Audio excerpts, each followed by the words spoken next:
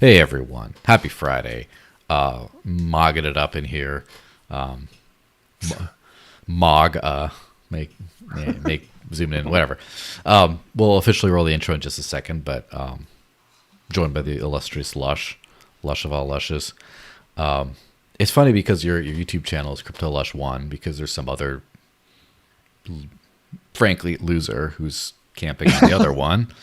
And then it's underscore on X because whatever.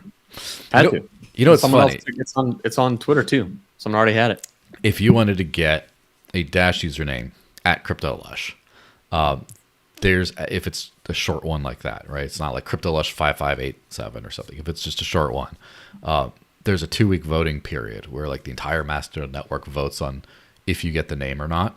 Usually they just give everyone the name, but if it's like you want to say Microsoft and they're like, is this really Microsoft that's trying to register it? No, then they go, don't they like reserve it for later? Or if you reserve, or if I say I start trying to get CryptoLush and then you come in like 2 days later, it's like the first week you can contest it. You can be like, hey, that no, that's me. And then you provide, and then they can vote it out and then you can actually get it. So it's like anti-spam. And also, what are the other characters like, L, so like crypto, you register CryptoLush, but also with a 0 as well, and also with the I and number 1 instead of the L. So like all those versions, so you can't be impersonated like that.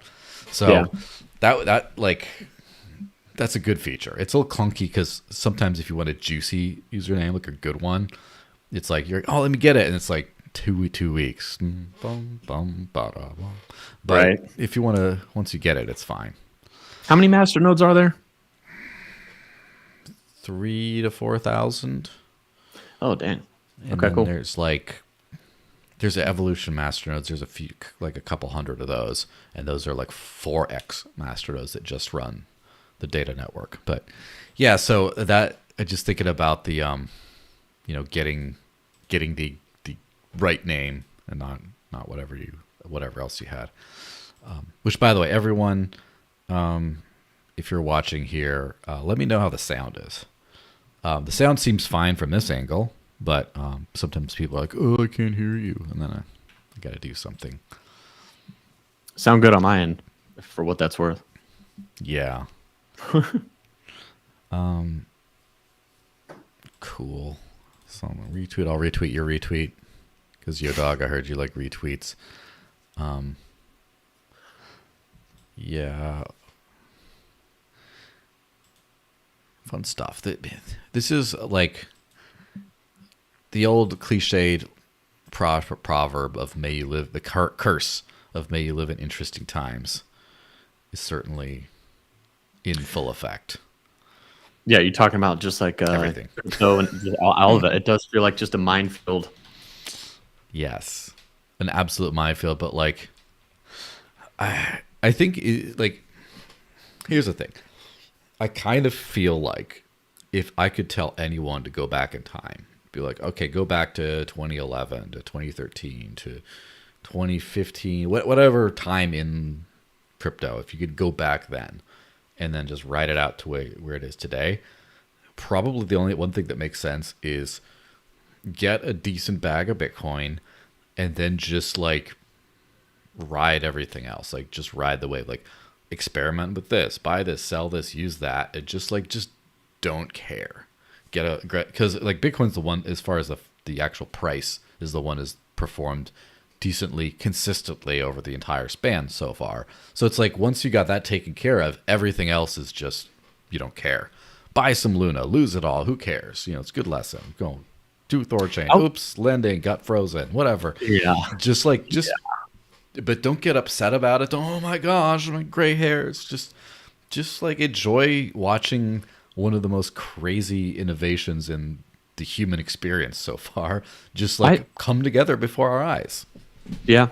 I mean, I try to not beat myself up about being super late to all this stuff because I just kind of tell myself, even if you had Mt. Gox, you had like a bunch of ways that you could have lost your Bitcoin. And I think that I would have been most likely caught up in one of those scenarios to where even if I was like really, really early, I don't think I probably would have been responsible enough to maybe keep it or avoid every landmine that was out there. I don't know. Yeah. Or maybe I'm just coping, and that's just how I deal with being late to it all. I don't know. Well, here's the thing. It depends on what you mean by late, because I don't think like, we're so early. Depends on what you mean by early. I don't think so. No one in crypto uses crypto. So therefore, people outside of crypto use crypto even less. So in that case, we're just ridiculously early still, or at least, by 4 or 5 years early. But if you're like early to just like dip your toe in a couple things and learn and get like I'm early to the point where when I started, there was no way you could, there was no such thing as a blockchain expert. There was no degree for cryptocurrency at all. There was no anything. You just had to just get in, just start doing it. And now I've kind of graduated to that, like, crypto expert, biz dev, this, whatever else you want to call it. But like now you can go to school, or there's courses, and there's like qualifications of what this is. So in that case, I was early. So you can't, it's too late to be the first of almost anything these days. Maybe that's true, but he's still early because, like, I mean, how many people do you think live unbanked off of crypto in the world? Like next to none, really. If you globally, next to none, probably. When I was saying early, I mostly think about like the opportunities to just get stupid wealthy with a very small amount of money. Really, is all. I guess you could still do that. People are still doing that, but yeah, because some people will also argue Bitcoin's going to be worth a few $1,000,000. So at $100,000, that's still like a 15x, whatever, or more in there. But depending on if you subscribe to that or not, then Bitcoin's kind of late for I can retire in 5 years kind of thing. Well, here's my point on that. I guess we'll get into that more in the alt season thing, segment. But I think it's definitely, I think we're mostly too late to get that generational wealth off of buying some gas token.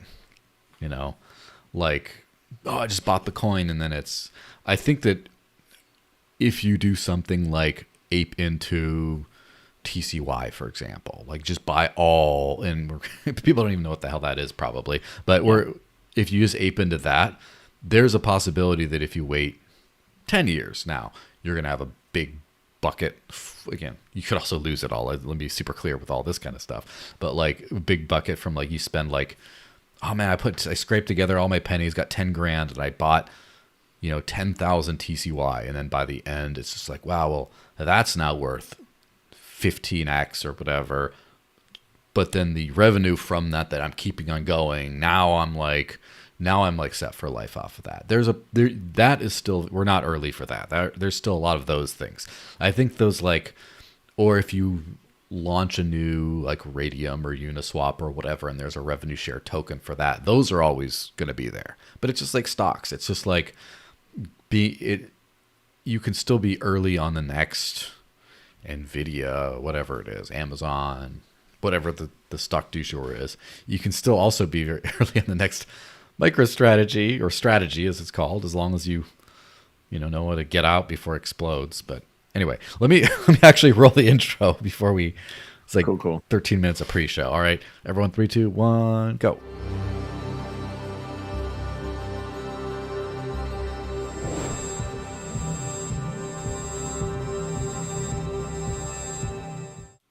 Whoa. So welcome, hey everyone, happy joyous Friday. This is the Digital Cash Rundown, officially episode 183, I believe. I have had a few special versions of this, but as far as I remember, I've been doing this since about mid-2020. So coming up on 5 years of typically every week. It really does add a nice bit of structure to my life and allows me to hang out with people, be social, which I don't always do. So that's good. I'm joined by the one and only Crypto Lush. How's it going, man? Good. Thanks for having me on. Yeah, no problem. I definitely wanted to dive into the whole THORChain kind of stuff. And so I thought, at first I wanted to have you on like a week or two ago before all the drama was unfolding.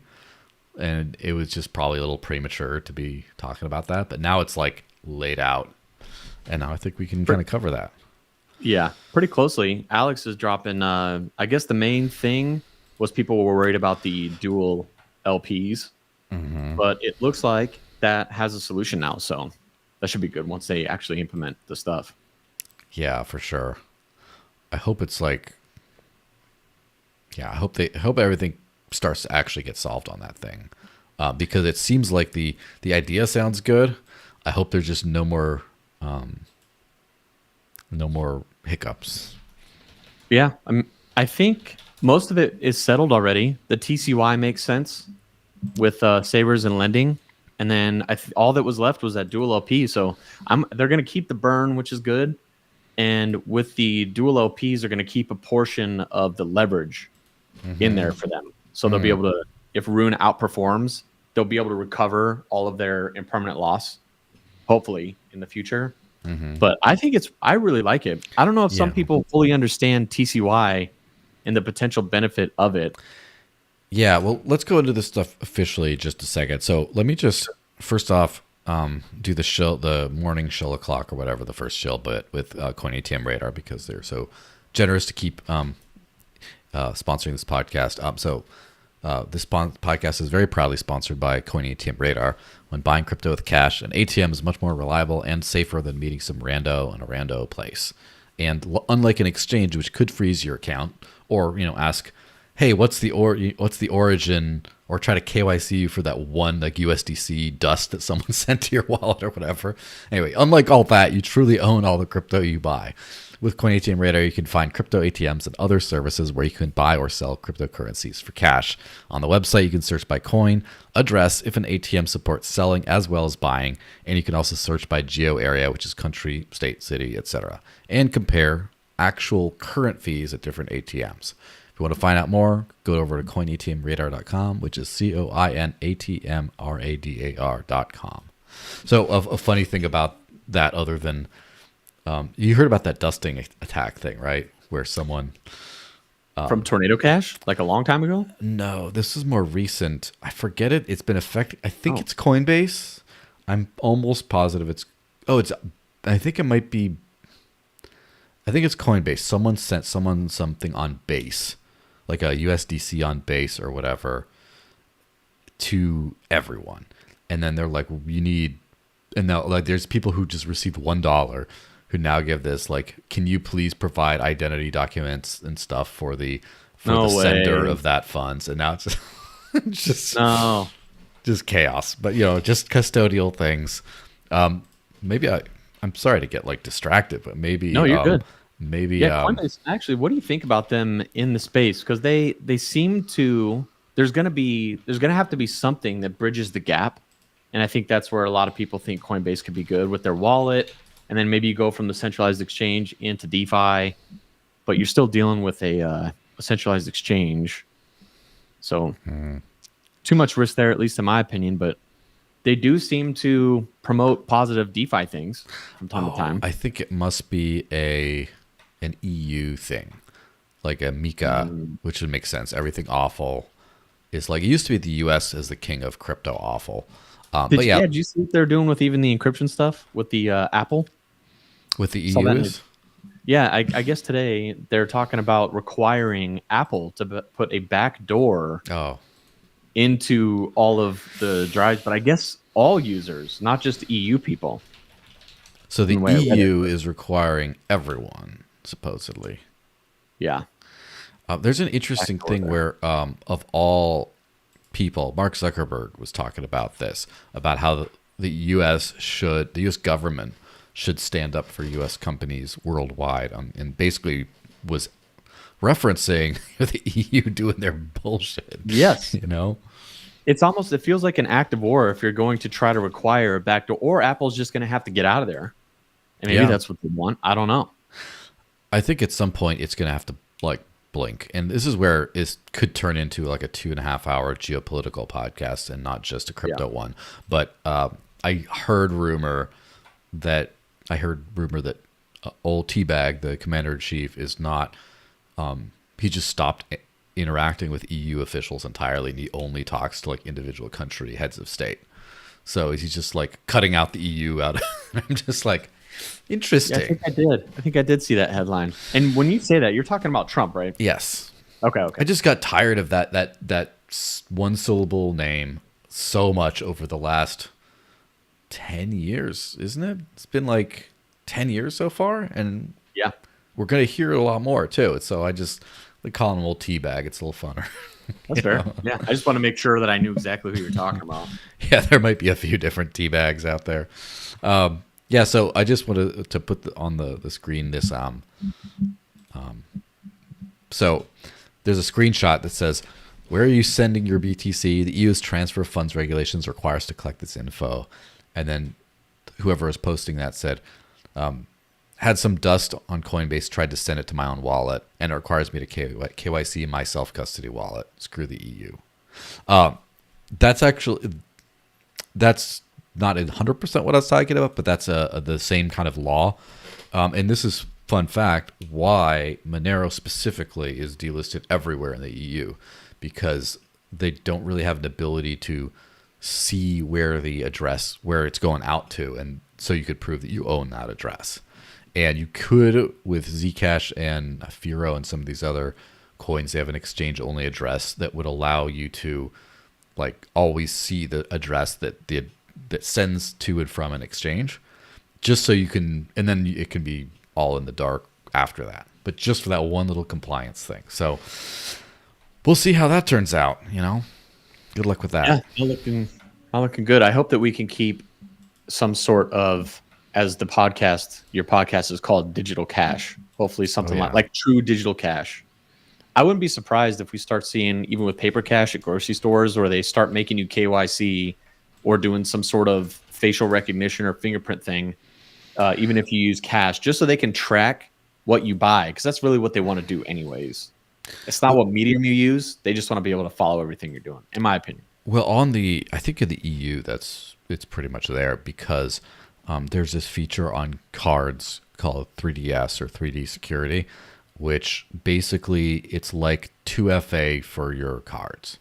And so basically you pay online, and then it sends you a text. It's like, "Did you pay online?" And then you say, "Yes, that was me." And then you do it.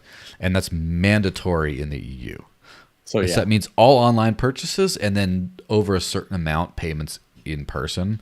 So if you're like trying to buy like your lunch, no one cares. But if it's a high amount, they're like, you have to like KYC that specific transaction, basically. So in the US, I don't think so, but there's a lot of pressures in all directions on this.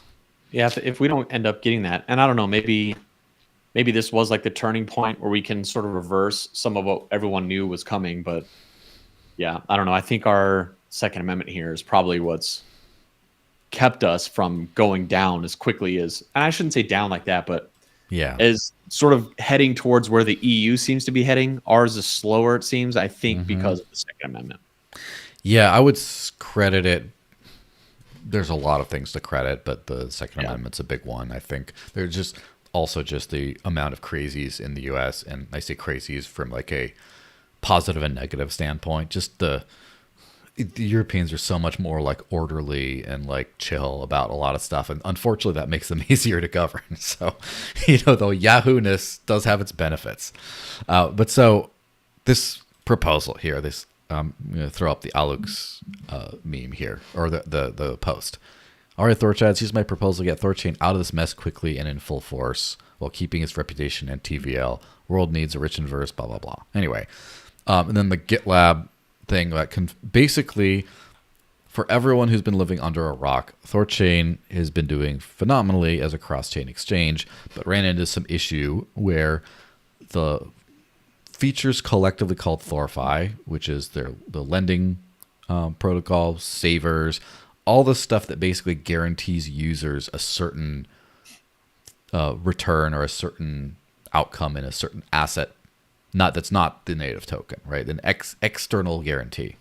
All that stuff is basically grew to be too much for the network to actually pay back. So it's kind of like the network was kind of like insolvent, I guess, and could face a spiral collapse.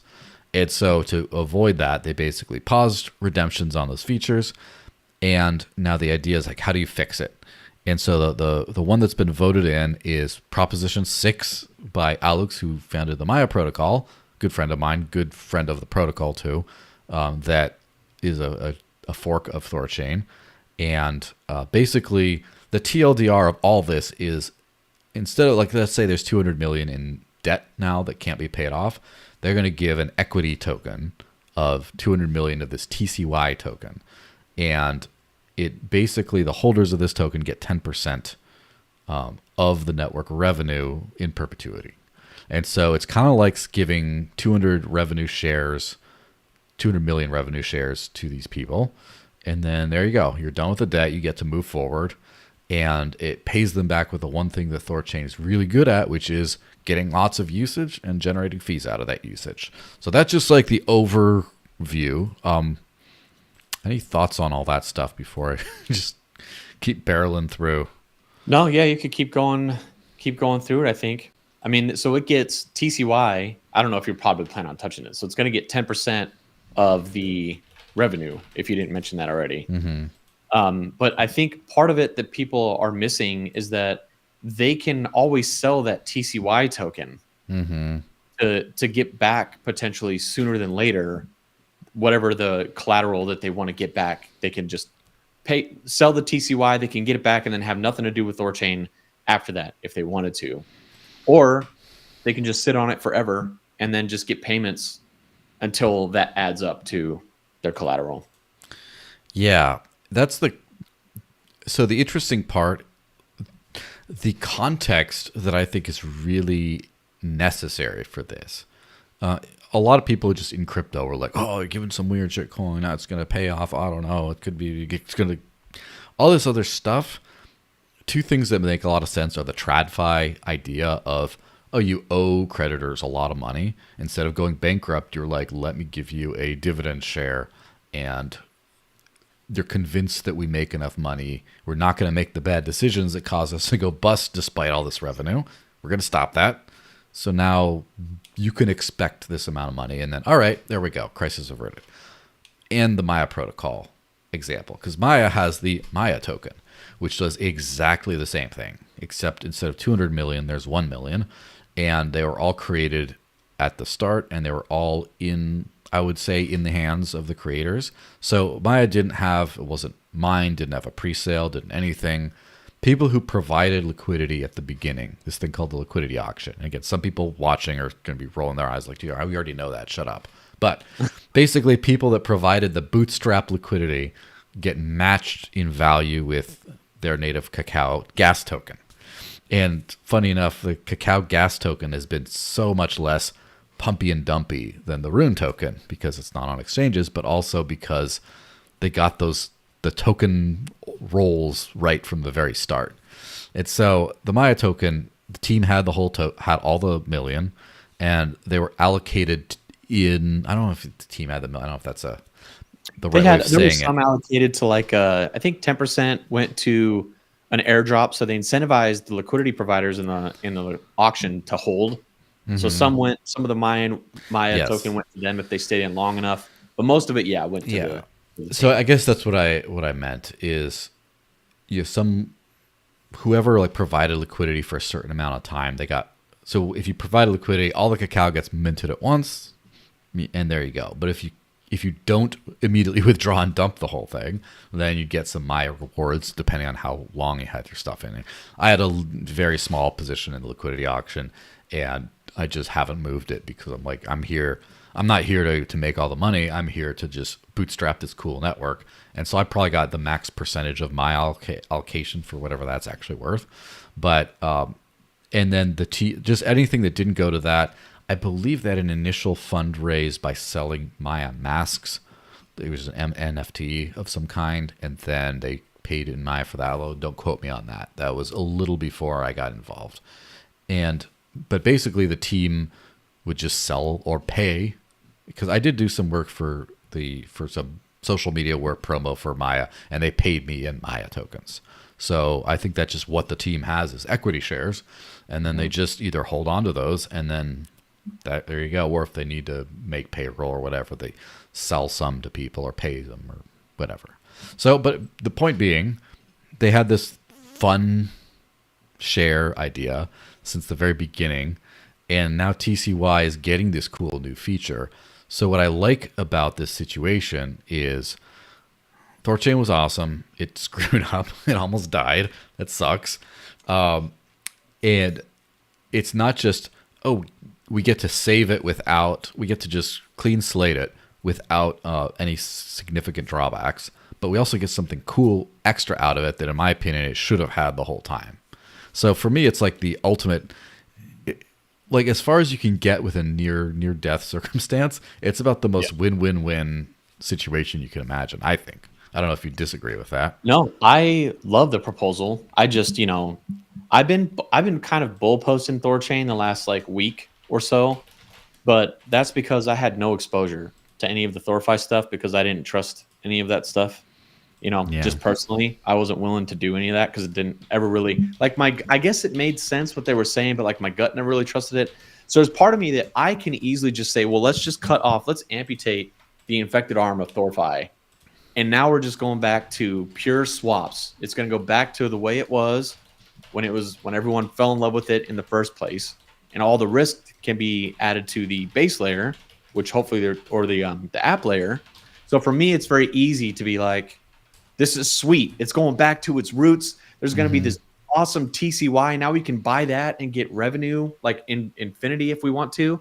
But then there's like this somberness to it, obviously, because if you're trapped in savers or lenders or any of those and you need liquidity, or right now you have a negative belief of where THORChain might go, then I also feel for you. So it's like this. I made a post yesterday, or maybe it was this morning, where I was checking my bullishness because I'm like, I'm positive in the way it's looking forward. And a lot of people that got stuck in it are like, yeah, but it's been like this the whole time. But I'm sort of just looking from now forward. And I just don't know if that's coming across right, but I'm bullish on where it's headed. Yeah, I think in my opinion, the bearish take is something. Let me hit the bearish points, right? Not the negative points or the drawbacks of this proposal, which there might be some, but let's hit on those in a second. But the bearish take is like THORChain just never gets going again because people get too scared. They don't want like all the easy integrations that happen are just not going to happen anymore. And then the other bearish take is it gets superseded by something else. Like the chain flip folks have been kind of nipping at their heels for a little bit. And, obviously Maya's there too, but Maya's a little bit more of a complement rather than a competitor. So those are kind of the bearish takes but if everything continues the way it was, it just like looks pretty positive. The only other bearish take, I guess, on that is if you just didn't want this freaking TCY token. If you wanted a certain amount of XYZ coin, that's why you were in savers, or you want your Bitcoin back from a loan, and now you don't get it back, and maybe at start you cannot sell the TCY for the exact amount to get. So if you can't afford to just have a long-term thinking on it, or even just a grateful cut my losses feeling, if you have time preference issues then it becomes a bummer, right? Where you have oh, I want 100,000. I had one Bitcoin. I did not have one Bitcoin, by the way. I'm saying someone metaphorical, hypothetical person has one Bitcoin. Now they don't have one Bitcoin. They have a bunch of TCY, which might not be the same. Like I wanted to have a one Bitcoin for like the run, and now we don't have it. Okay, that's a bummer. That's not good. Yeah. But for the most part, I think it looks nice for those people, I think. Other than those, or like, oh man, I got to like pay my rent now, and they're going to foreclose on my house if I don't liquidate this Bitcoin that I thought I was going to have. And then you're like, well, you get TCY once we figure out the details, and then it might be below. You might sell at a big loss. Those kinds of things suck. But for the most part, long term, I think it looks good. Yeah, to your bearish case, I was just looking up to see if Thor Wallet turned back on, and it doesn't look like there's any volume going back through from Trust Wallet. Yeah.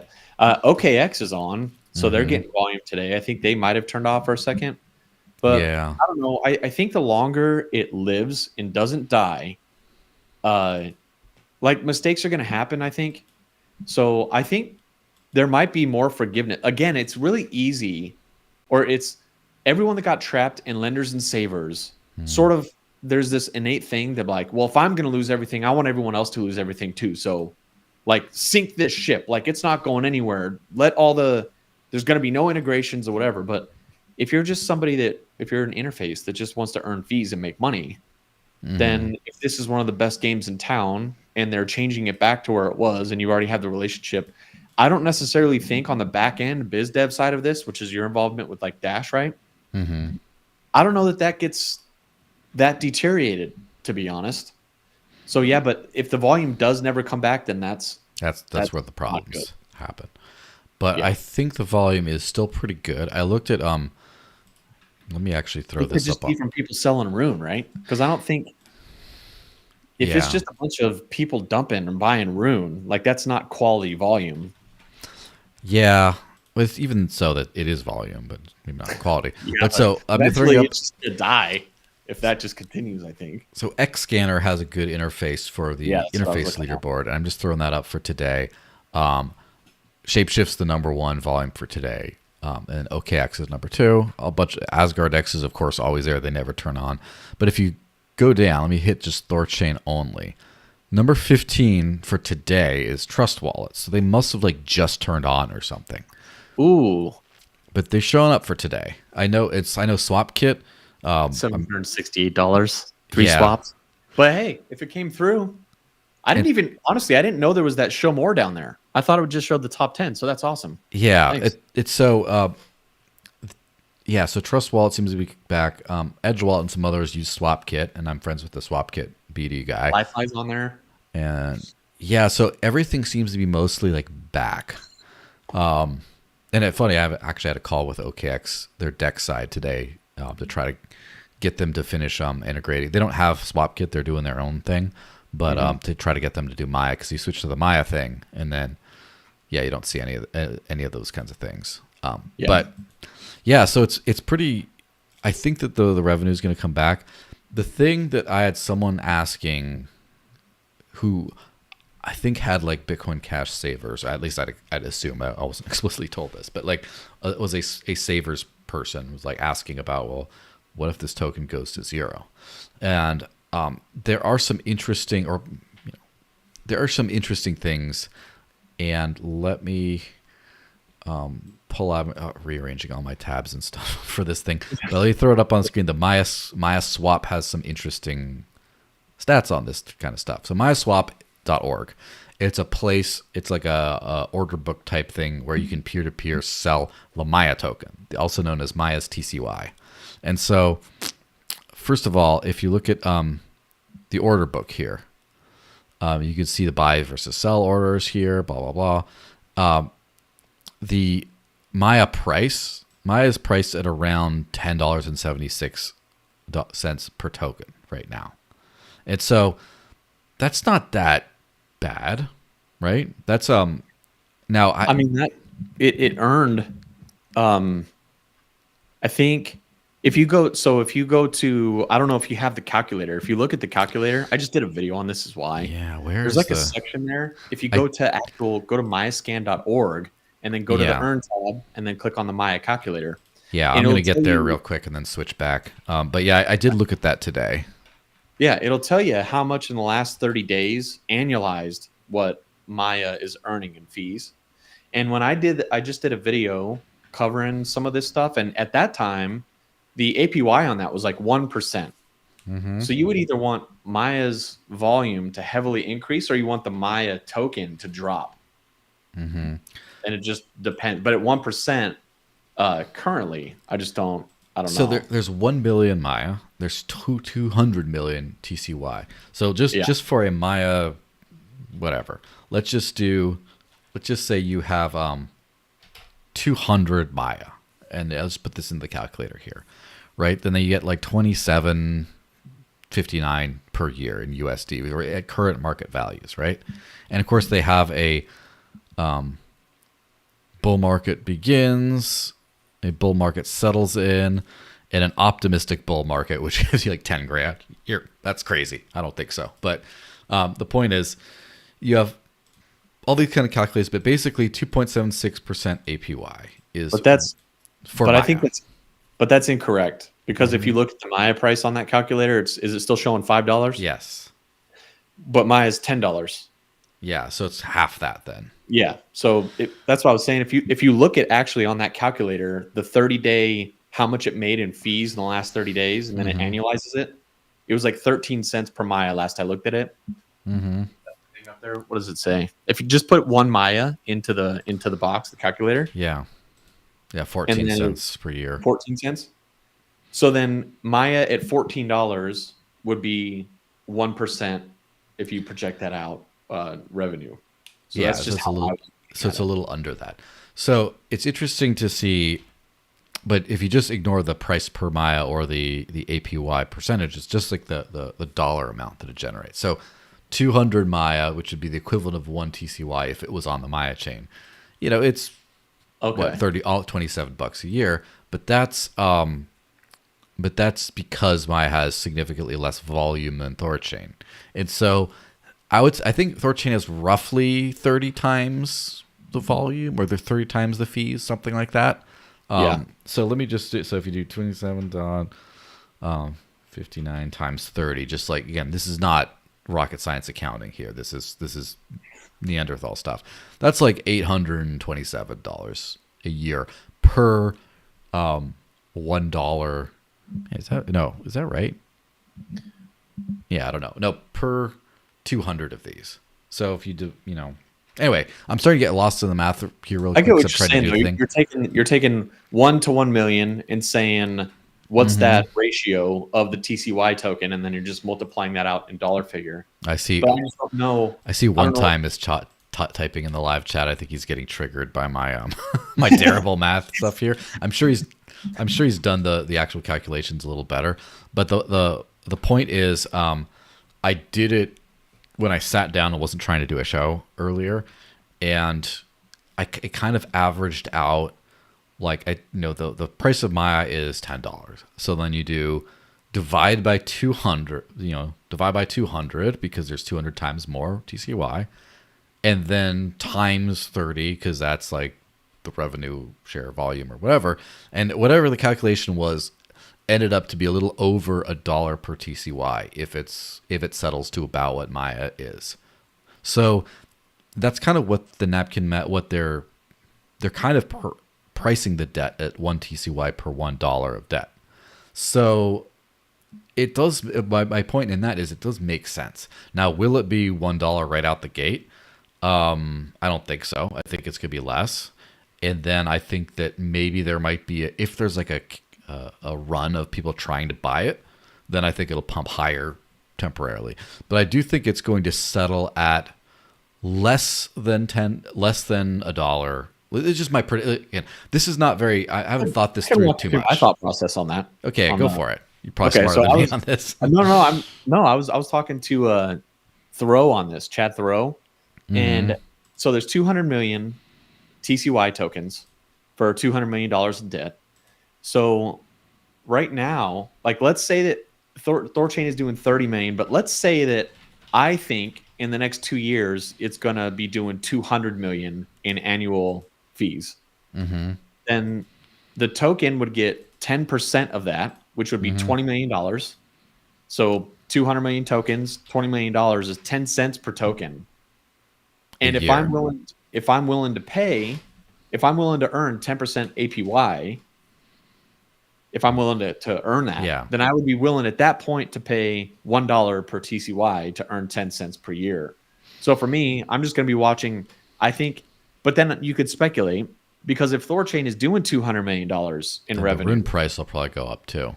Well, yeah, right. So and also you might say, well, but speculators might say, well, if it's doing 200, it's probably going to go to 300. So at that point, they might actually be willing to pay a premium and bet on the growth, in which case the TCY token might be worth more than $1. It might. I've seen projections depending on if THORChain gets its volume back and grows its chains, gets integrated, does all the good things. It's very possible with rune price appreciation. If you're earning rune from your TCY, you don't sell it, you just sit on it. Rune's price appreciates, and their volume goes from 30 million to 200 million, which isn't that's like a 10x, a little less than a 7x. in volume increase, you could be getting paid back in like under a year. Yeah, in the best case scenario, which may not. That's like, right. I don't want to put probabilities on that happening, but let's say that it's moderately. I would put the moderate case that you're probably getting paid back in like 3 to 4 years, maybe. Yeah, I think. And so, yeah, one time, by the way, commented in the live chat thing here. He says, yeah, the Maya token's revenue is still very low, but having more pools on Maya soon, like Cardano, might increase the revenue. Yeah, and like, I think like Maya's like come from behind. So THORChain had a, Eric Voorhees is a backer, had a bunch of like, big first world kind of like integrated into the crypto world, like a lot of that kind of stuff, a lot of hype, a lot of other things like that. Maybe not on like the big players like the Solanas and then the bases and like not that level hype, but it had a decent amount. Whereas Maya is just like super community, super underground, super just the faithful. And the fact that they're doing as well as they have is pretty nice. And they also integrated a lot of the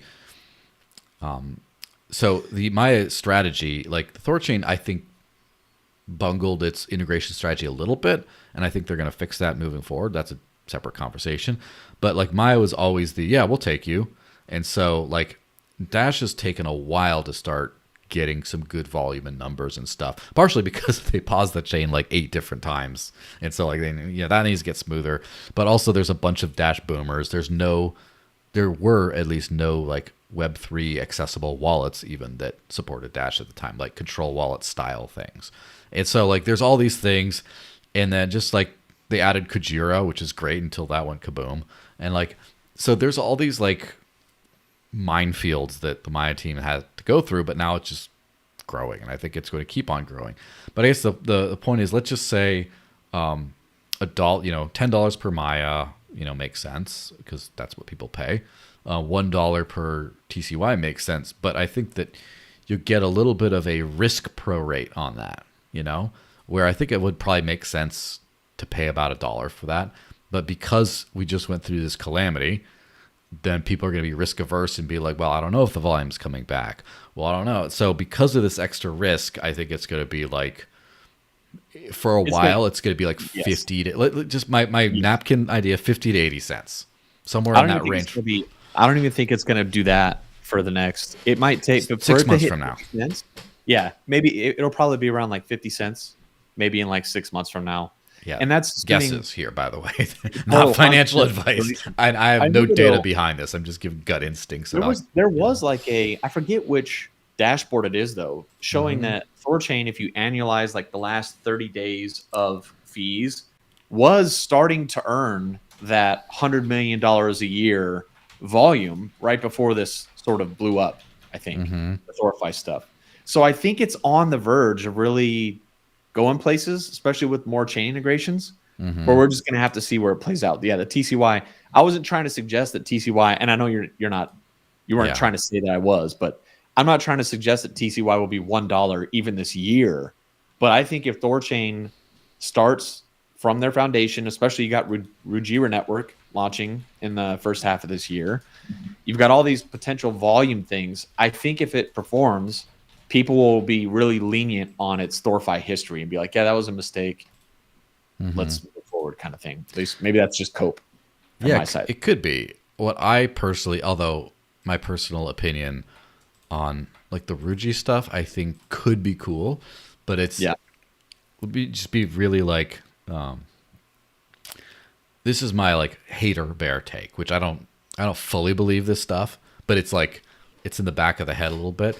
There's a certain lineage that you can trace back, the intellectual lineage, I guess you could trace back to something like BitConnect, for example, where what people loved about BitConnect is do you remember the BitConnect days, or did you come in later? I've seen like clips of that dude on stage. Is that the right thing? Yes, that's the there was a Ponzi, right? You just put more money in and it's fake yield, but no one could withdraw or something. Yeah, or I think you could withdraw until they rugged everyone. They just rugged at some point. Yeah. So, and then a bunch of people lost their money. But the point is, it's like everyone wants that crypto yield. Everyone wants that or making money. And then I don't know what the next one was, but you have was it BlockFi, or we have like all these Celsius. You have all these centralized ones that all went kaboom. Voyager. Yeah. And then you hit to Luna, where Luna was like oh yeah, we got it. And it's kind of funny how like the Luna thing, you had all this like this DeFi stuff that all centers around a yield and an algo stable, right? And then Luna blew up for a lot of sketchy reasons, but also a lot of fundamental risk problem reasons. And then Luna, first of all, they tried to reboot it with like Luna 2.0 or whatever. Rujira or Kuji, right? The Kujira, from my understanding, had a lot of the same people involved who got, rugged a second time, I guess. A lot of the same people involved. This is, again, not super research, so if I'm fighting anyone, I'm sorry. A lot of the same vibe of like the USK token and then yield, and then boom, that blows up too. And then, of course, JP, or I don't know if it's JP. JP, first, Chad, from what he's telling me, Chad Bareford, THORChain fame, wanted the lending mechanism of, he's kind of the, as far as I understand, more or less the architect of the lending mechanism, or like one of the key proponents. It's hard to tell, but he was the guy who's selling it a lot. Yeah, JP wasn't out yet. JP was still Luna at maybe the time. It was his, who knows. But the point is, with this lending mechanism, it worked on minting and burning an algo stable, and they wanted the actual Tor, or whatever they call the THORChain stablecoin. They wanted it to be a public coin, but then when Luna blew up, they kind of delayed lending for a while because it was too hot. And when it came back, they just used the stablecoin as an accounting mechanism. It was still there, but it just didn't come front and center. So then that thing goes, and then now JP was talking about renaming the stablecoin for Rujira UST, the exact same name. So there's like this is like the hater take. And again, as I've already said, this isn't my take, but this is what I've noticed. There's this through line of people getting burned with the same fucking Ponzi over and over and over again, and it's still going. And so that's why I think that I would call it. Yes. I don't know if I would call it the same Ponzi, because I think so. Like Anchor had its own situation, and honestly, at the time, I didn't even know what a wrapped asset was with Anchor. Like there was that AUST, and I had no idea what any of that stuff meant.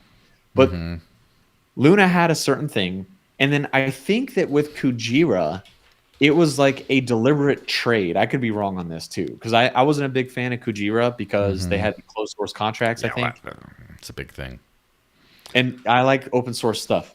So I was like, I'm not, I just avoided Kujira, although I thought the products were great. The user experience and all that was great. I did review videos on it, but I just couldn't get behind the closed source thing. But I think it was just, they messed with the market.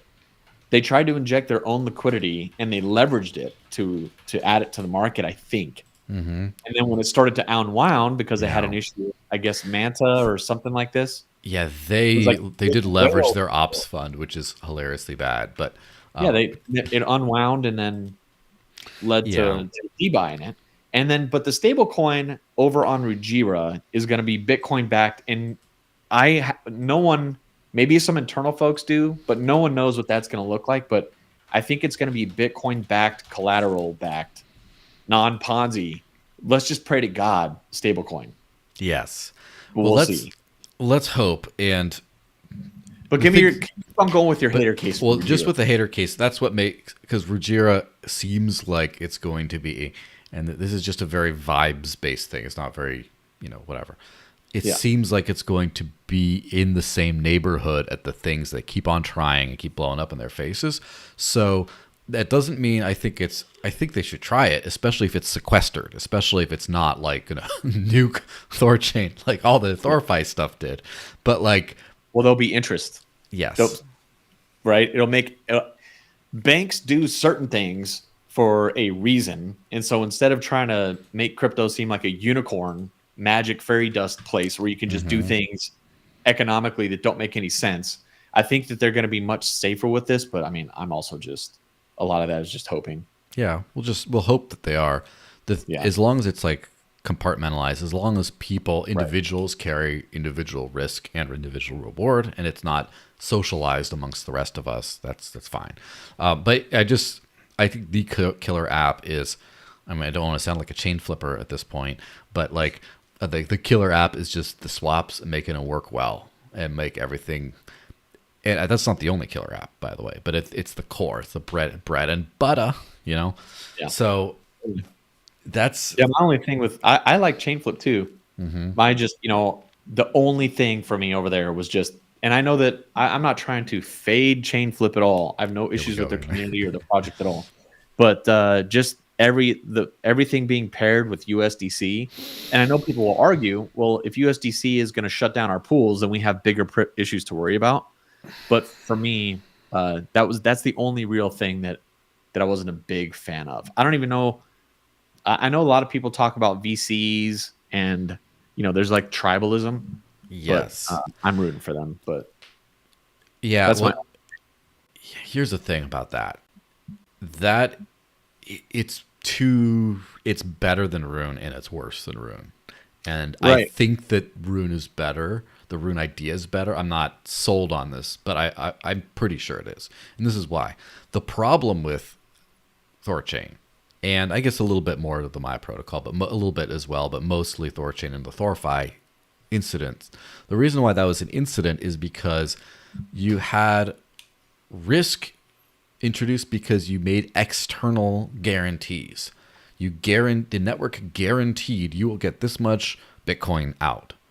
And the network doesn't have Bitcoin. The network is its own thing. It only has Rune. And obviously there's Bitcoin in the pools and stuff. But the point is you're making external guarantees that, like, what happens if the price of Rune crashes? Now you can't make good on those anymore.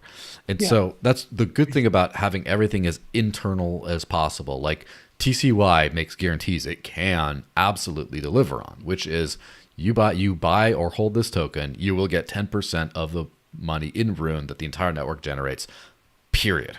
Who cares what the price of Rune does? Who cares if the volume goes up and down? You will get that sure as day. And it's like, well, what's the value of that going to be? That's we can't guarantee that, but we can guarantee what you're going to get. And so that's why that's a lot safer, because that's a promise you can make. Now, with the USDC pools, that's a much easier promise to make, because it's like, okay, well, if we know the value of this is going to be the value of $1, therefore it's so much safer than the volatility of Rune. That is true. The problem is you're using an external oracle to make your guarantees, one that is run by a company that does freeze addresses, does have block lists, and according to the new stablecoin bill, which maybe I'll bring up just now just because we're running into that, you could have systemic risk from a single company. And so, like, in my view, so obviously THORChain has some growing pains, right? But THORChain, as far as I know, there's not a single company that can just nuke the network. You could say, oh, Trust Wallet gets away. Well, Trust Wallet would hurt them, sure, but they operate without their swaps for a few days. That's fine. It's like, oh, well, what about SwapKit? SwapKit and their no, there's other things that don't use SwapKit. But what happens if Circle decides that they will block that either Chainflip has to KYC all pool holders, or they will just do a rotating block list of all pool addresses for Chainflip. Chainflip is done. It's completely nuked, unless, of course, they switch something and say, or unless they decide to first off become a KYC outfit, which at a protocol level is not good. Or they decide, what we're going to do, it could be USD, it could be Tether, it could be this. If they'd have to do a last minute change, otherwise they go kaboom. I'd much rather have the Rune volatility landmine to blow off my legs than the USDC landmine to blow off my legs and my junk, So that's kind of my point of view on that. Yeah, I think I'm pretty similar. And just, I guess, to maybe close THORFi, if we wanted to move on to something else, was just, they messed up because they took a directional bet. Really, they were trading, in my opinion, and they needed the Rune price to outperform everything else. And previously it had, the way it was when it was just swaps. It was doing that, and it seemed to, when Bitcoin would pump, Rune would pump, and it seemed to mechanically make sense. And then as soon as they started introducing these other things, it still wasn't necessarily that bad. And then I don't know, there was just too many levers and variables, and then the Rune price didn't have to, if you had increased TVL, Rune price could still drop, and that broke everything, and that destroyed the directionality of it mechanically, I think. And then that's when it just... Some of it could be the alt season one, which we'll go to next. So first thing, one time I had a question where he said, what does Lush think about Maya's liquidity nodes halting the Rune pool when there was a crisis? That's a time when users would need it the most. But the Rune selling was also hurting Cacao's value. Is this smart or a bad precedent for a DEX that is supposed to be permissionless? I don't know if your biggest pool is Bitcoin the biggest pool, or is THORChain, is Rune the biggest pool? I think it's Rune. I'm gonna check. I thought it was Rune. So it's either one of those two. But if it's gonna mess you up that bad, it was sort of like THORChain. It's the number 2 pool, but it's still like it's now. But what was big? I don't know what it was. Maybe it was the number. I'm just saying, if Rune price was like $5 at one point, is the Rune pool? I guess it really doesn't matter that much. It might have been the biggest pool at one point. I don't remember. It's up to the nodes, I guess. And if they think that, because Maya protocol is still so small, that if they think it's going to destroy something, then I guess I don't know. I'm kind of neutral on this, I think, because it's decentralized in some sense. Like they did, what I'm okay with is that you had to have 33, or maybe it's not 33 nodes to freeze it. I think there's 33 validators there, but you had a certain amount of nodes that were uncomfortable enough that they froze it. Not a government, not a state, not anybody else. They internally were like, and they have most at stake. They said, we need to halt this to check things. That is better to me than someone else forcing them to do it, obviously. But if they could have avoided it, obviously that would have been best. But I'm not mad at them for necessarily halting to make sure their stuff was like not breaking. Yeah.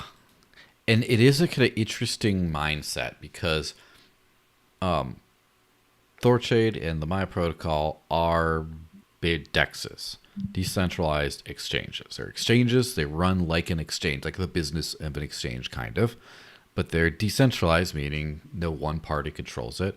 And they're kind of permissionless to participate in from like a governance standpoint, as far as anyone could run a node if they have the bond, etc.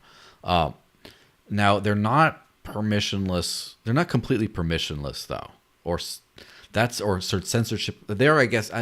Here's where you get into the weeds of the definitions, but they aren't quite as censorship resistant as something else, because it's like saying a DAO, right? Is a DAO permissionless? Well, it's permissionless to participate in because anyone can buy the token. But if the DAO votes to allocate this money to that entity, well, the DAO made a decision, and it's not like if the DAO decides to just keep giving money to the same corrupt person, they can. It's not like, oh, this is an even fair finance distribution thing. It's like, no, it's a different thing we're talking about. It's still decentralized, but it's not permissionless. And when you have like data and digital cash, for example, that really needs to be censorship resistant. Like you really need to make sure that no one can halt your stuff. The majority of nodes voting, oh, we're going to pause our privacy function right now. Like, no, that's not acceptable at all. Now, it's different with an exchange, which is it's like a decentralized company in this case, where the way they act, they run things smooth like a company. You can invest like a company. You can get money like a company. That's great. But I think that this whole, like, you can turn off roots and stuff, I don't think that means it's not decentralized, because it still is. It's a different thing. They do have atomic dexes where it's just peer-to-peer.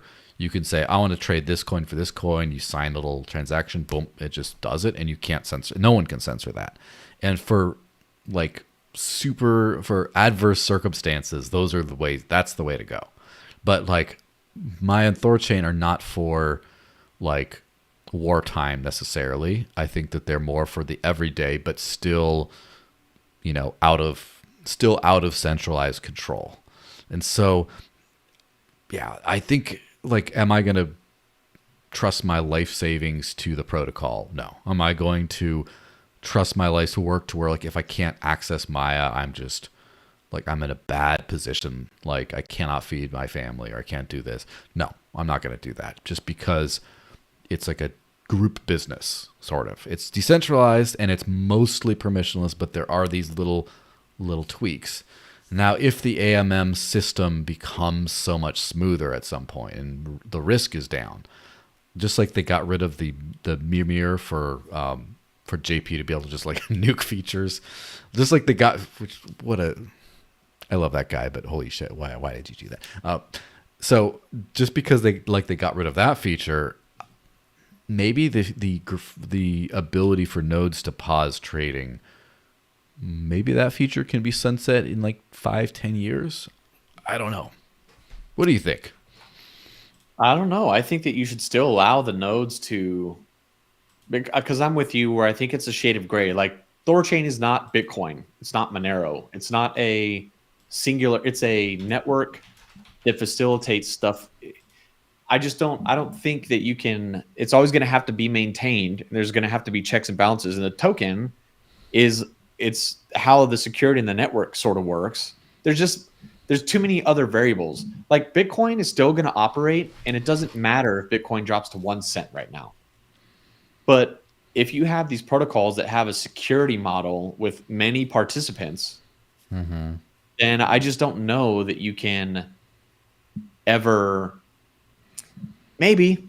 I mean, we'll have to see where things go, but I just don't see, right now, I don't see how they'd be able to do that feasibly with, you have to be able to add new chains and do all these different things. And yeah, I don't know. I'm fine with it as it is right now. Libby one time had another. Mimir. Thank God, get the Mimir out of there for sure. I think everyone, personally, I thought the planned obsolescence thing already happened like months and months ago. So when JP actually froze it, I think it caught most people by surprise, to be honest. Yeah, I think that there was definitely some issues with that. I think that some people didn't know that that was possible. It's kind of a funny historical thing, and this is why I love being as early in crypto as I have been. Not because I make a ton of money, because I certainly have not, but because I've just been there for history. I lived through history, and history is going to be moving a lot slower in the future with crypto. Like, as in after next bull cycle 4 years from now, I think that it's not getting nearly as exciting. I think just because, like. So just seeing like, these mass exploits happen all the time, and then just the weird intrigue and this new technology that just came out, that just like comes out, and then things are all the different. There was a function that was active in the Dash network for many years called a spork. It's like a multi-phased fork that basically would allow, after you'd hard fork to upgrade the network, then there was like a spork key that would keep some features off, and you would just turn them on then when everything was safe, kind of thing. So kind of like basically the Mimir version of just for certain features, not for any key functionality. And then I can't remember how many years ago, but after a few years, this stopped being used ever.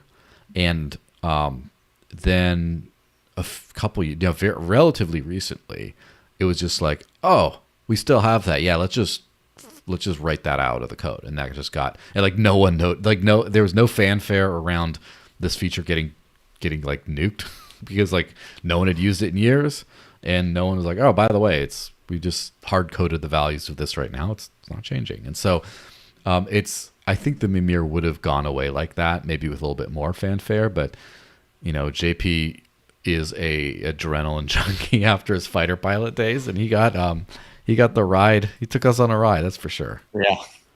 Good year. So the last thing that One Time said on that, he says, I think we can all agree the liquidity nodes should be able to halt in a crisis. Well, I don't know if we all agree on that. I don't really have an issue with it, but it's one of them edge issues. But he says, but is it a smart thing for them to do actually if some users feel betrayed and if it looks like price manipulation of cacao? Like, this is the prudence of it. What do you think about the prudence of it? Well, I don't know. I wasn't following too much of the cacao side or what necessarily happened with the price there. But I will say, I know that that's why a lot of the contention, I think, around JP and his Mimir keys was that some people blame his freezing of THORChain's lending and savers for the actual bank run. So I think that's a lot of fair, people don't feel you? hurt. Yeah, I mean, it just depends on. A lot of people thought that THORFi would have just slowly, loans were closing slowly, savers were exiting slowly, but the price just kept going down because people were starting to be like, this dump pressure doesn't make sense. So to me, it seemed inevitable, and then JP just sped it up. But if you didn't view that as going to happen, and then you just saw JP freeze everything and panic everybody, then you're going to directly blame JP for freezing everything. So I don't think any one person should be able to freeze like JP did. It's got to be at least a bunch of nodes. But I think that's part of the issue with what happened. Yeah, that's for sure. Definitely the bank run issue, because I didn't. So here's my perspective from just the semi outsider. You know, I have some THORChain stuff in pools. You know, use the network. Well, you know, but I'm not super deep like I am. I'm relatively deep with Maya, and from my perspective, I didn't see this problem coming, to be honest, because the lending one. First of all, the lending one. When I listened to Chad's hour-long. Do you remember we did that hour-long video with just him the and his Excel sheet and everything? Yeah, and he's all congested and he's swearing all the time, and like that one. I watched that through twice at least, and I got like 80% of it, and I thought his arguments kind of made sense, but I never was sure. I always thought there's some free lunch vibes to this I don't get. But other than that, like I thought, oh, well, it's limited. Okay, well, there's only so bad it could be. And then I thought, I knew that savers were underwritten by the pools. And I was like, okay, that seems fine as long as they're limited, and as long as like the money, much more of the fees go into the pools. That makes sense to me. All that makes sense. I did not see this as a problem until it started to like unwind. I didn't see it as a real problem. Like, oh my, look, we might go bust. Like I did not. I thought it was like, well, maybe things go more poorly, but then, more people. I didn't realize like the cascade effect where stuff starts to unwind really fast. And that's where since I wasn't advocating for this sort of a design, I'm not exactly sure if I should say I was wrong, but I've changed my mind on the soundness of those like THORFi style features, where now if there's any kind of external guarantees, I want none of that at the protocol level. Whereas before I'm like, well, it's contained and it makes sense. And now, but now just seeing how like the cascading effect can happen, where like, oh, too much pressure on the pools, and then people start withdrawing from the pools, and that starts getting the THORChain, the rune price down, and then the percentage of the savers that was capped at 10% is now 15% of the pool. Now it's 20%. People get scared. They start withdrawing, and then all of a sudden this very well contained thing just becomes a disaster for the entire network. And I didn't think that through. And now that we've seen it play out, I'm like, yeah, that's not a good idea. Yeah, and also something I learned from this is that you can't discount social panic, because there were like 2 or 3 accounts that seemed to bring it up at the exact same time. Mm-hmm. And they sent everybody. Is this the chain flip thing again? Huh? No, nothing to do with chain flip. These were like people that were in the THORChain community. And then one I had never heard of, but one's like a huge Maya protocol account. And I'm not even mad at them for pointing this out. So I don't even care. If the vulnerability was there, that's not on them for pointing it out. If it's a risk, it shouldn't have been there. But 3 accounts kicked it off, and it started the panic, and that's when they froze it. That's when JP, I think, actually froze it the first time. And made it worse.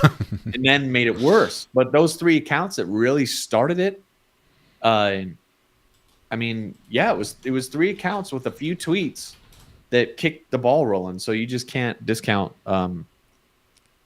what can happen socially with some of the risks of things. Yeah. For sure. That's where my last kind of like comment on like the whole risk and everything else is regarding the like algo stables. First off, I do not believe an algo stable is ever a good idea. Obviously, new information can change my mind. I don't think the concept is a good idea. Over collateralized stables are a different thing. And I think that they can be a good idea, else it just die, but only if they are instantly redeemable for assets, right? For something that actually has exogenous value. But also if they have some sort of a kill mechanism that will prevent people from like losing all their money. And from my understanding, like smarter people than me, I'm sure have better things figured out. But from my understanding is, say you have an over collateralized stablecoin that you have Bitcoin and Ethereum, like Threshold USD, which is an actual protocol based on liquidity. That's just what I am more familiar with. So it's collateralized by Bitcoin and Ethereum. And say it's a double collateralized. Let's just say that. If it ever gets to the explosion point where it would become under collateralized, then every single holder, like say you have $500 of this algo stable, that explodes and you get $500 worth of Bitcoin and Ethereum sent to your wallet immediately in the unwinding. And maybe that then drops to now you have like 380 worth of crypto because those assets price continue to drop. But it's just once you hit that point where it's insolvent, it just blows up and gives and refunds everyone. And then the game's over. And so if you don't want it to blow up, you always have to keep it topped up, right? To keep more liquidity in the protocol to keep it from being under collateralized, but it just can never under collateralize is the point. It just refunds people the backing assets at that point. Yeah, maybe. I don't know. I think the risk is with like the over collateralized ones. Mm-hmm. If let's say Bitcoin is dropping, yeah, I don't know. That stable coins are one of those tricky. Obviously, no one has gotten it yet. Everyone's just doing the treasuries and just backing it with. I mean, if it was this easy to, because there's a market dynamic on it where the stable coin itself, if you're getting rid of the stable coin to get your collateral back, the stable coin's value on the market depegs. And then it starts this loop between the collateral, the collateralization ratio, and the depegging of the stable coin itself. And I think that there's just something in there that's so they haven't figured out how to stabilize this yet. Yes. Or for it to just not catch on. Because like JED is it's the Cardano one. It's a simple over collateralized stable coin that charges you interest and you can get liquidated. Nobody is, or at least last I checked, it was like $3 million worth. There's no reason to want to use it unless you're in an ecosystem maybe that people want to bring $1 billion worth into because there's that much liquidity and that much opportunity. But other than that, I just don't know how these collateralized. That's my thoughts on the stable coins. Yeah, it gets weird. The only stable coin that makes perfect sense is literally USDC, right? Which is it's direct. If it's pegged to the dollar, it should be direct. It should be redeemable for $1, and that's the only way you can guarantee that peg. The problem is because of dollars and stuff like that, you can't guarantee that. You can't guarantee that the company could be shut down by the government or something like that. So there's always that risk of no guarantee. So, for example, the Threshold network has something called TBTC, a threshold. It's like basically a THORChain threshold signature pool, whatever style technology version of wrapped Bitcoin, where you can get a decentralized wrapped Bitcoin called TBTC. And the good thing about that is there's just Bitcoin in the pool, and then you can redeem your threshold Bitcoin for actual Bitcoin at any time, and there's no central third party that's blocking you, unlike with fiat, like a USDC. So that's about as close as you can get. But again, it's a Bitcoin stablecoin. It's not a fiat, because the problem is fiat sucks. Let's get this through our heads. Fiat sucks, and you try to make a better fiat. If it's built on fiat, you're always going to have some nonsense to deal with. So we can do our best, but we can never make it perfect. Yeah. So agreed. Let's skip to just the alt season topic, I guess, because why not? Okay, we're going to wrap this up in just a couple minutes. But let me put this up on the screen. The illustrious Lush, also known as @CryptoLush_, said, "I like alts, but not all alts. 99.99% are going to zero, but the ones that don't go to zero will be worth a lot. And there's also that in context of you were mentioning about alt season, about when alt season might not be coming. Is there going to be an alt season? Is alt season over forever? All that kind of stuff. So what are your thoughts on that? I don't know. I hadn't even really considered it that much, but Joe DeFi was bringing it up, and then early, like months and months ago, and then Pump Fun, I don't even think it happened yet. And then once Pump Fun came out, and then it became, I mean, I've never launched a coin before, but I'm pretty sure on Pump Fun right now, I can have I could be a dev in 30 minutes from now and have a meme coin on Pump Fun. So it's like, I think everyone is just, it used to be, it was harder to create the lottery tickets, meme coins, I'm saying. And now you can create a meme coin so quickly and so fast that I think all the attention is spread out too thin.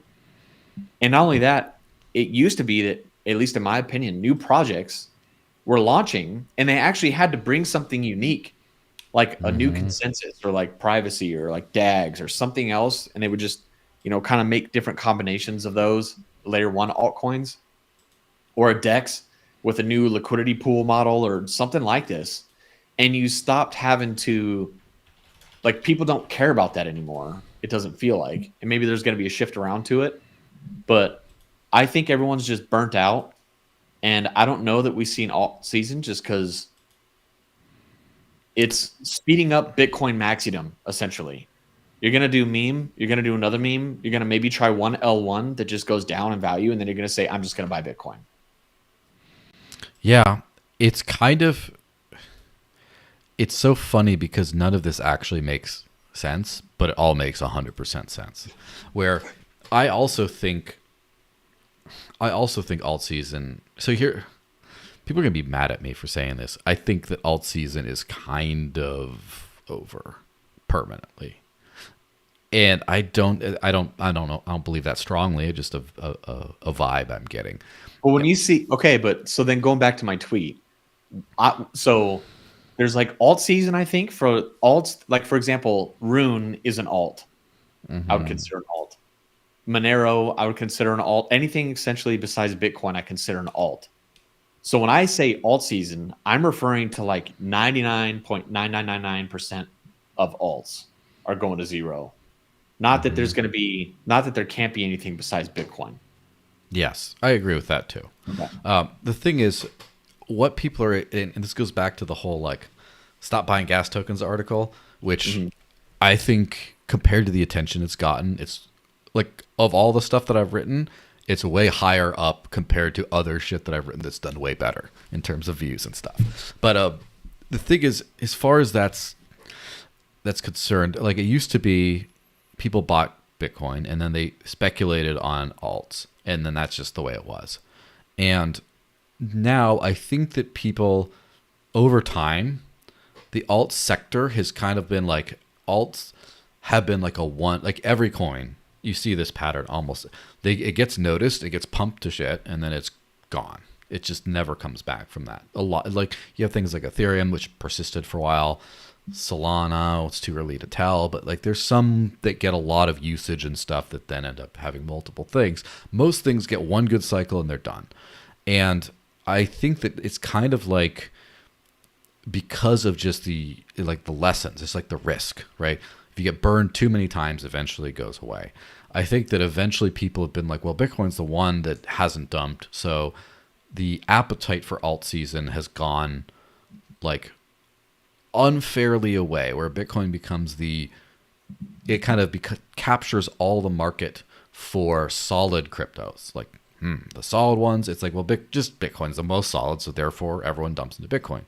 And then the meme coins, the degen stuff, all these legit projects didn't realize that they were relying for their ops budgets, etc., on these degens gambling with their actually very useful tokens. You know, like the stop buying gas tokens, a lot of ecosystems are getting wrecked because people aren't gambling on their gas tokens anymore. And what you do see, so obviously like the fee generation metric, like THORChain's doing great on that one. And it just had to screw everything else up. That's a different story, right? We already went over that. It's doing really great there. very few blockchains are getting customers and revenue, right, to that level. And then you also see the thing that popped into my brain today is checking the median price of a crypto over time. So basically, if you look at these price charts, just like my just surface level look, almost every crypto is like, you can see the real value, like the utilitarian value, the price through as a through line, kind of like, oh, it's being used more here, there, whatever. And then it has these giant, it's like there's the cake and then there's the icing. You have the icing of these giant pumps and stuff like that. But then when that's over, it returns to the real value, which is that. And I think that, like, for example, one thing that really shines through is like Monero's performance, because the delistings and stuff have gotten rid of a lot of that speculative up and down. But then the through line of, you know, the median price, it's like a couple $100. It's kind of been in the couple $100 range for a while, but it's solid, flat, and it's going up a little bit. So that's kind of the way out of the alt season is over forever thing, is you got to start pumping the median price, not pumping the average price, you know. So it's not even pumping the price, it's just building the things that, when building for bear market prices. So it's like the bear market baseline is what you should be trying to leverage up, and, you know, easier said than done. But like, I think that the casino alt season, now that there's a real casino, the meme coins on Solana, etc., I think that you can't rely on the casinos to pay your real business bills anymore. You have to build a real business now. Yeah, fully agree. Cool. Anything else you want to shill as we're wrapping up here? Not really. No, this was a great chat, man. I appreciate you having me on to talk THORChain and stuff. Yeah, absolutely. I'll just spend 30 seconds on the last two shills, which are Alexei Pertsev of Tornado Cash fame / infamy is out on house arrest. He's very happy for this because he can actually work on his appeal now, which is great. The battle isn't over, but fingers crossed that things are going up. And unfortunately, Roger Ver has lost his extradition appeal, and he's probably going to get extradited then. He's going on Alex Jones. Probably he already went on, I think, right? But I have to go review the actual clips and stuff from that. But free Roger, free Alexei, free Roman, free Tornado Cash, free Samurai, free Ian Freeman, free all those people. Get them out of the pokey. And the one last little thing that I forgot to mention it, but Alex said about the Maya token, he said, like, the one interesting thing about this is this token does not pass the Howey test whatsoever. It's probably a security, but because we're completely decentralized, we don't exist. And if we're in Mexico, or like the Mexico-based team, we're not in the U.S. It's not a problem. But then also now THORChain, who knows, is the TCY token going to be considered an illegal security? The timing of it might be very nice with the whole gutting of the Gensler regime and the SEC, you know, pivoting and stuff. So that's something in the back of your mind that I'm sure will keep the TCY token under the $1 fair value for a little while. Is that like, maybe, I don't know, is that an extra risk? You launched a meme coin, so I don't really know if anyone's really fearing revenue share and securities anymore. Plus, Gensler's out. I mean, anything the SEC has done, they just didn't they send one of their top litigators? They just turned him into an IT tech person. Yeah. So hilarious. I mean, I don't know. I'm not too worried about. Although the optics would look bad, or it could be one that, or two, maybe someone actually tries to directly sue somebody. I don't know. Yeah, that might be it. All right. Well, everyone follow CryptoLush on YouTube, which is CryptoLush1, and on X, which is CryptoLush_. And do you doing THORChain University or something like that? Yeah, I'm doing just THORChain news tonight in about 2.5 hours on the THORChain University channel. So that's at THORChain Uni on Twitter. At THORChain Uni. I gotta make sure I even follow them, but that's great. Yeah, everyone, thanks for watching. Thanks for, thanks for coming on. But everyone, thanks for watching. Any other questions about any of this stuff, please direct to at least me. I'm sure you'd be happy to answer them too. And someone during the live stream was like, "Oh, where's that Xscanner interface thing? What is that link?" And I sent it to them. So Boom. feel free to hit us up. Remember, taxation is theft. Your phone is spying on you. Fiat is a scam, and live on crypto before it's too late. Have a fantastic weekend. Don't get too hammered, and I'll see you again next week. Bye-bye, guys.